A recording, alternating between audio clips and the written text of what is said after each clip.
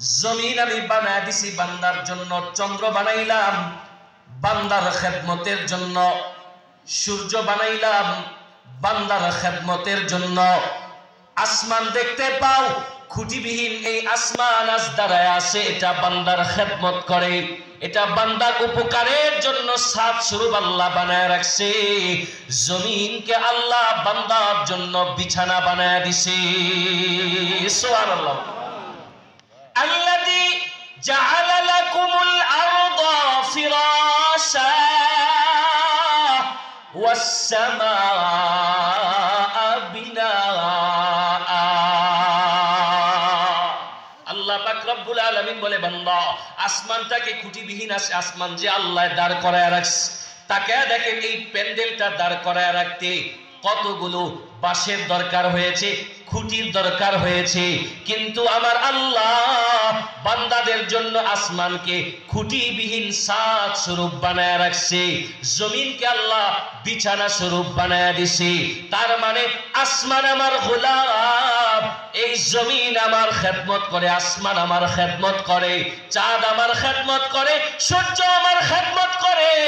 সকাল বেলায় সূর্য আমারে আলো দেয়, আমি সূর্যের আলোতে আমার সমস্ত জরুরত গুলা মিটাই।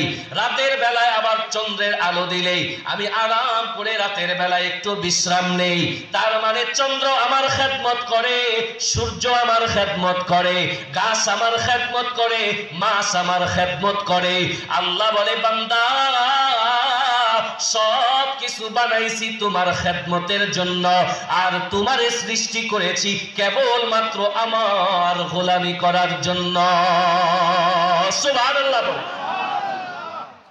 প্রশ্ন হয়ে যায়, যদি আমাদের কাজ শুধু হয় আল্লাহর ইবাদত করাই যদি আমাদের কাজ হয়, তাহলে দুনিয়ার এত কাজ কে করবে?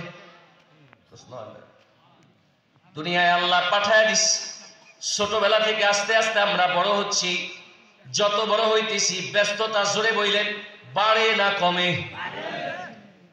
যত বড় হচ্ছি, যত বয়স বাড়তেছে ব্যস্ততা তত বাড়তেছে।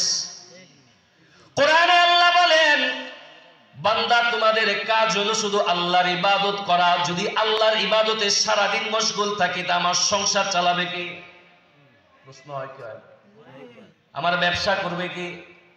আমার ওযু ইস্তেনজা, আমার সন্তান, আমার বিবি বাচ্চাকে সময় দিবে কি? এ যুবক ভাই, বৃদ্ধ বাবা, মহান রব্বুল আলামিন যেহেতু বিধান দিয়েছে, হুকুম করেছেন ইবাদত করার জন্য, এর সমাধানও আল্লাহর কাছে আছে না নাই? জোরে বলেন। আল্লাহ পাক রব্বুল আলামিন বান্দার পুরা হায়াতটাকে ইবাদত হিসাবে গণ্য করবেন যদি বান্দা তার প্রতিটা কাজের আগে দুইটা জিনিসকে মুকদ্দম রাখে। জোরে বলেন কয় জিনিস? আরো জোরে বলেন কয় জিনিস?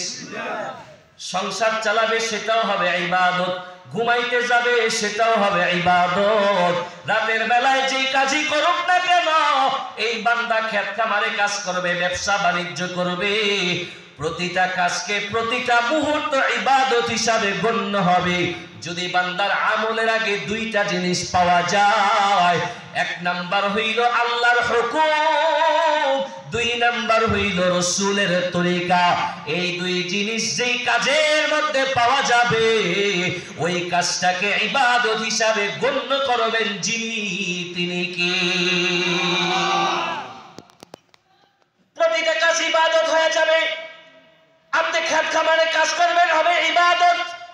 আপনি পেরেশা আপনি যাই করবেন না কেন, আপনি ব্যবসা বাণিজ্য করবেন, রাতের বেলায় ঘুমাবেন, কান্না করবেন, হাসবেন, প্রতিটা কাজই হবে ইবাদত।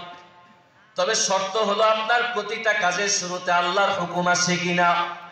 ঘুমাইতে গেলেন আল্লাহর হুকুম আছে, যদি রাসূলের তরিকা মতো এশারের নামাজ জামাতের সাথে পড়ে, তারপরে রাসূলের সুন্নাহ মোতাবেক ঘুমাইয়া আবার ফজরের নামাজটা জামাতের সাথে পড়তে পারে, আল্লাহর নবী বলে সারা রাত নামাজ পড়ার সওয়াব আল্লাহ বান্দার আমল নামায় দিয়া দিবি। সুবহানাল্লাহ। তার মানে ভাইয়েরা আমার প্রতিটা কাজ ইবাদত হয়ে যাবে যদি আল্লাহর হুকুম আর রাসূলের তরিকা থাকে। ব্যবসা করবেন, আপনারা তো হুজুরদের কাছে পরামর্শ নেন না, এখন হুজুররা ব্যবসার কি বুঝবে? ঠিক না? হুজুররা ব্যবসার কি বুঝবে? হুজুররা ব্যবসা কি বোঝে? অথচ নবী বলেন তুমি আলেম হও, না হয় আলেমের ছাত্র হও, না হয় আলেমের কথা শোনো। তার মানে আপনি ব্যবসা করবেন, আগে আলেমকে জিজ্ঞেস করে নিবেন, আলেম হযরত আল্লাহর হুকুম এই কাজের মধ্যে আছে কি নাই, রাসূলের তরিকা কোনটা।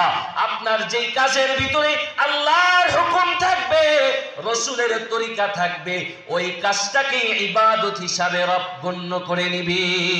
সুবহানাল্লাহ বলেন। আপনাদের কষ্ট হচ্ছে? আমার কথা বুঝতেছেন আপনারা? সবগুলো ইবাদত হবে, যাই করেন ইবাদত হবে। শর্ত দুইটা, আপনার আল্লাহর হুকুম, রাসূলের তরিকা থাকতে হবে। একটা আছে একটা নাই, একটা আছে একটা নাই, উভয়টা নাই, এভাবে হবে না। বলে একটা আছে আরেকটা নাই, তাইলে হবে? বলে না, হবে না। একটা আছে আরেকটা নাই, তাহলে হবে না। দুটোটাই থাকতে হবে। কথা বলেন ঠিক না বেঠিক? তো উদাহরণ দিলে খুব ভালো বুঝবেন। বলেন তো গরুর গোশত খাওয়া হালাল না হারাম? যারা বলে না এরা খায় না, জোরে বলেন হালাল না হারাম?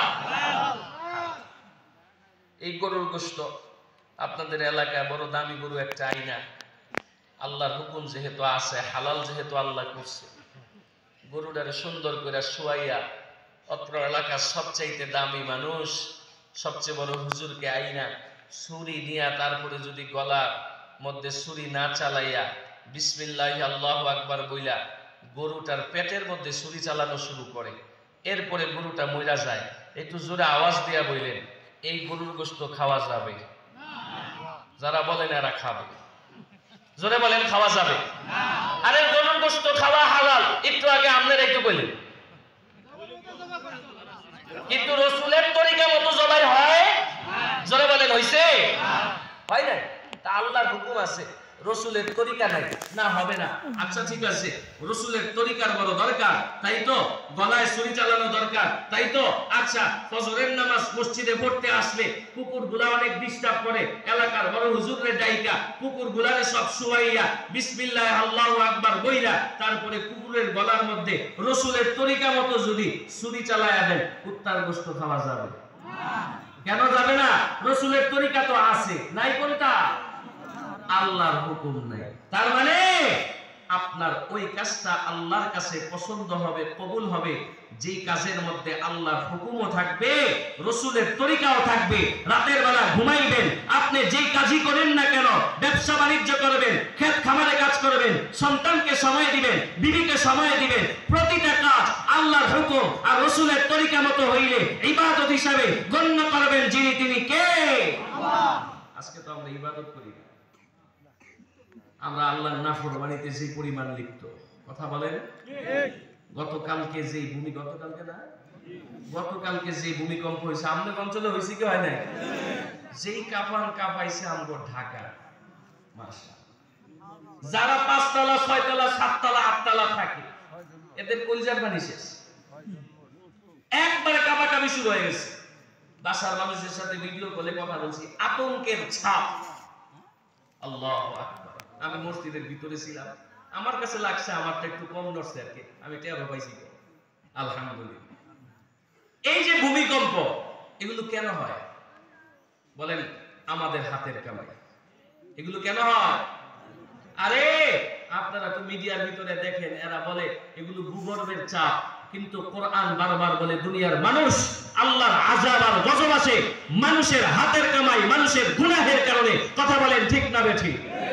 আল্লাহ বলেন যাহারাল ফাসাদু ফিল বাররি ওয়াল বাহরি বিমা কাসাবাত আইদিন নাস লিউযীকাহুম বা'দাল্লাযী আমিলু লা'আল্লাহুম ইয়ারজিউন। আল্লাহ পাক রব্বুল আলামিন বলে জলে স্থলে যা কিছু হয়, আল্লাহ পাক রব্বুল আলামিন বলে বিমা কাসাবাত আইদিন নাস, এগুলো সব হলো তোমাদের হাতের কামাই, এগুলো সব হলো তোমাদের গুনাহের কামাই। আল্লাহ বলেন লিউযীকাহুম বা'দাল্লাযী আমিলু, বান্দারে তোমাদের কৃতকর্মের স্বাভাবিক কিছুটা তোমাদেরকে আমি আস্বাদন করাই, অধিকাংশ তো মাফি করে দেই। অন্য আয়াতে আল্লাহ বলেন ওয়ামা আসাবাকুম মিন মুসিবাতিন ফাবিমা কাসাবাত আইদিকুম ওয়া ইয়াফু আন কাসীর।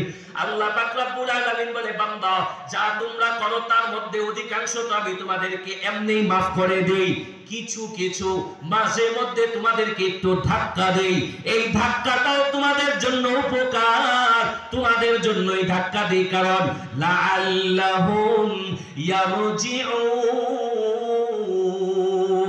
যাতে বান্দা তুমি যাই করেছো না কেন, যত গুনাহ করলা না কেন, চোখ দিয়া গুনাহ করতে করতে চোখ না পাক বানায় ফেলছো, জবান না পাক বানায় ফেলছো, জীবনকে ধ্বংস করে দিয়েছো। আল্লাহ বলে তাকায় দেখ, মুহূর্তের ভিতরে পৃথিবীটাকে কাঁপায়া তুললাম, মানুষের ভিতরে আতঙ্ক সৃষ্টি করে দিলাম, দুনিয়ার মানুষকে তোদেরকে বড় সুন্দর করে সৃষ্টি করেছি, কিন্তু আমি আল্লাহ তোদেরকে বড় দুর্বল করে সৃষ্টি করেছি। আমি আল্লাহর প্রতিটা প্রাণীর কাছে তোরা দুর্বল, আমি আল্লাহর শক্তির কাছে তোরা বড় দুর্বল। মুহূর্তের ভিতরে এই পৃথিবীটাকে ধ্বংস করে দেওয়ার ক্ষমতা আমার আল্লাহর আছে না নাই? আল্লাহ পাক রব্বুল আলামিন বলে বান্দা এখনো সময় আছে, এখনো সময় আছে, তোমাদেরকে ধাক্কা দিয়ে আমি বুঝাইতে চাই লাআল্লাহুম ইয়ারজিউন। বান্দা তুমি আমি রবের কাছে ফিরে আসো, আমি রবের কাছে চলে আসো, তোমারে সৃষ্টি করলাম শুধুমাত্র আমি রবের ইবাদত বন্দেগী করার জন্য। আজ তুমি দুনিয়ার জমিনে এসে সুদ ঘুষের মধ্যে পড়ে গেলা, জুলুমের মধ্যে পড়ে গেছো, পরনিন্দা তুমি মধ্যে পড়ে গিয়েছো, অজুলুম অত্যাচার করতে করতে নিজের জিন্দেগিটাকে বরবাদ বানায় ফেলতেছো। আল্লাহ বান্দারে ধাক্কা দিয়া বলে বান্দা এমন একটা দিন দুনিয়ার জমিনে আসবে যেই দিন পুরো দুনিয়াটাকে আল্লাহ পাক রব্বুল আলামিন ধ্বংস করে দিবে, পাহাড়গুলা তুলার মতো উঠতে থাকবে, মানুষগুলা পাগল পারা হয়ে যাবে। আল্লাহ পাক রব্বুল আলামিন সূরা জিলজালের মধ্যে বলে ইদা জুলজিলাতিল আরদু জিলজালাহা ওয়া আখরাজাতিল আরদু আথকালাহা ওয়া ক্বালাল ইনসানু মা লাহা ইয়াওমাইদিন তুহাদ্দিসু আখবারাহা। আল্লাহ পাক রব্বুল আলামিন বলে, আল্লাহ বলেন যেদিন ফাইনাল জিলজালা সৃষ্টি হবে, জালজালা যেদিন সৃষ্টি হবে, কম্পন যেদিন সৃষ্টি হবে, জমিন সেদিন সব কিছু তার ভিতরে যা কিছু আছে সব কিছু বের করে দিবে। মানুষগুলা বলবে আল্লাহ এগুলো কি দেখতে পাচ্তেছি, এগুলো আবার কি দেখাইতেছ? আল্লাহ বলেন সেদিন জমিন কথা বলবে, যে জমিনের মধ্যে বসে বসে গুনাহ করতে করতে নিজের জিন্দেগি বরবাদ করে ফেলেছাও, সেই জমিনটা সেদিন কথা বলা শুরু করবে। আল্লাহ বলে এমন এক জালজালা তৈরি হবে বান্দা, এমন জালজালা তৈরি হয়ে যাবে মানুষগুলা পাগল পারা হয়ে যাবে। আল্লাহ কোরআনে বলে ইয়াউমা তারাউনাহা তাযহাবু কুল্লু মুরদিআতিন আম্মা আরদাআত ওয়া তাযউ কুল্লু যাতি হামলিন হামলাহা ওয়া তারান নাসা সুকারা ওয়া মা হুম বিসুকারা ওয়ালাকিন্না আযাবাল্লাহি শাদীদ।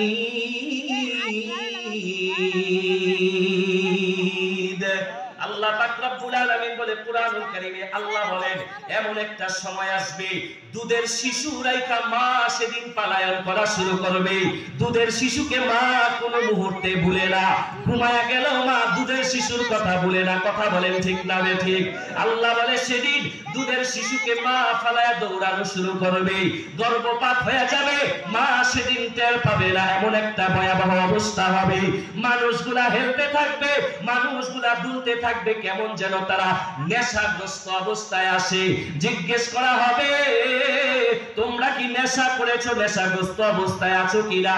তারা বলবে না, আমরা নেশাগ্রস্ত অবস্থায় নাই, বরং আল্লাহর আযাবের ভয়ে আজকে আমাদের এই কঠিন অবস্থা হয়ে গেছে। আল্লাহ পাক দুনিয়ার মানুষকে সতর্ক করে বলেন, দুনিয়ার মানুষ রে, আমি আল্লাহ তোদেরকে পৃথিবীর জমিনে পাঠাইছি, একটাই তোদের কাজ, কাজটা হইল শুধু রবের ইবাদত করা, রবের কাছে মাথা নত করা, আল্লাহর গোলামি করা। আল্লাহর গোলামি ব্যতীত যখন তোমরা নাফরমানিতে লিপ্ত হইয়া যাইবা, আমি মাঝে মধ্যে তোমাদেরকে ধাক্কা দিয়া সতর্ক করে দিতে চাই, দুনিয়ার মানুষ এখনো তোমাদের সময় আছে, তুমি তোমার রবের কাছে ফিরে আসো।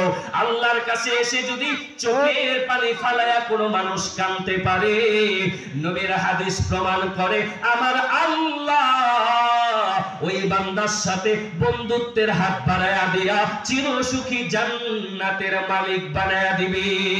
চিৎকার করে পড়েন সুবহানাল্লাহ। যে কথা আমি বলতেছিলাম, আমাদের কাজ এই পৃথিবীর জমিনে একটাই, ইবাদত হবে কার? আল্লাহ। আরো জোরে বলেন কার? একটাই কাজ, ইবাদত করা। আমি গতকাল মসজিদের জুমায় বলতেছিলাম, ভাই এই যে কাঁপাকাঁপি শুরু হয়েছে, বেশিরভাগ মানুষ, জানি না আপনাদের এলাকার কি অবস্থা, আমগো এলাকার ম্যাক্সিমাম মানুষের চিন্তা এটাই ছিল, হায়াত শেষ।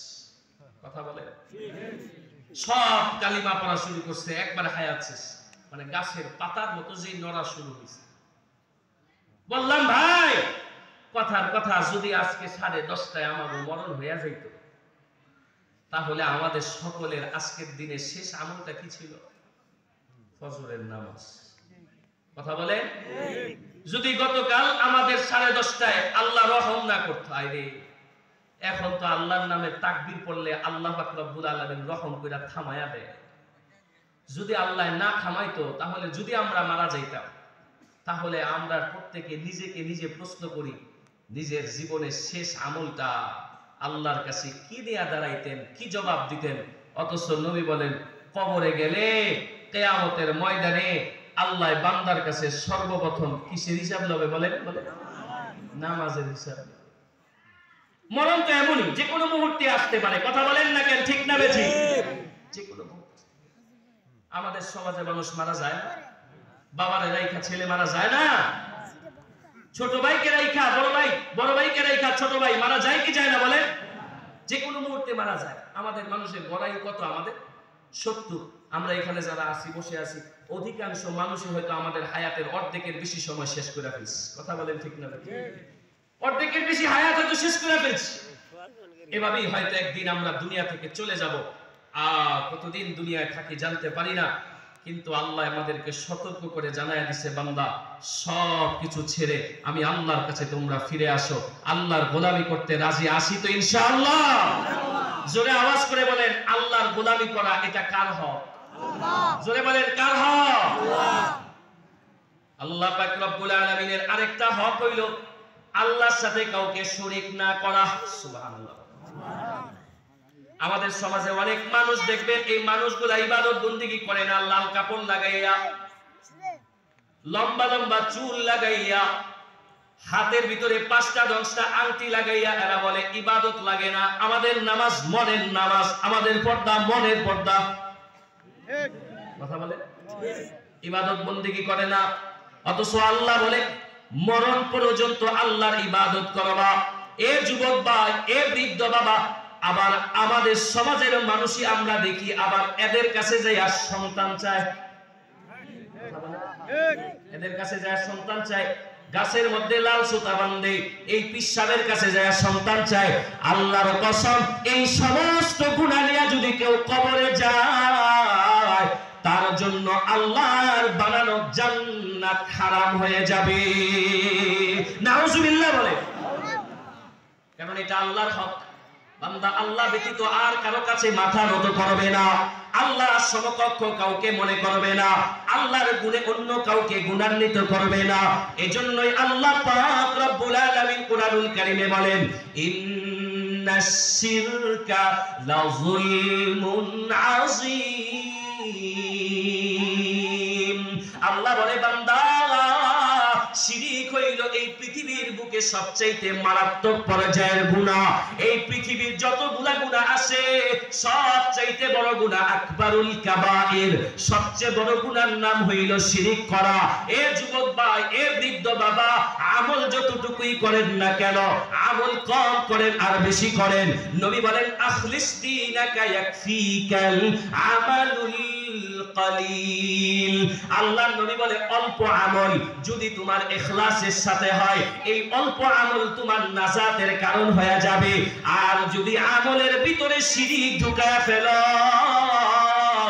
আল্লাহ বলে লা ইন আশরাকতা লা ইয়াহবাতান্না আমালুকা ওয়া লা তাকুনান্না মিনাল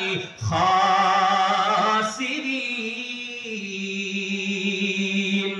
আল্লাহ বলে শিরিক যুক্ত আমল দুনিয়াতেও কাজে আসবে না, এই শিরিক যুক্ত আমল কিয়ামতের ময়দানে ওজনও করা হবে না। আমার এই বয়ানে আপনারা কি বুঝলেন? আমাদের আমলের ভিতরে শিরিক ঢুকানো যাবে? জোরে বলেন যাবে? শিরিক ঢুকানো যাবে না। আপনি আমল কম করেন আর বেশি করেন, তবে শিরিক মুক্ত ইবাদত করতে হবে, ঠিক না বেঠে?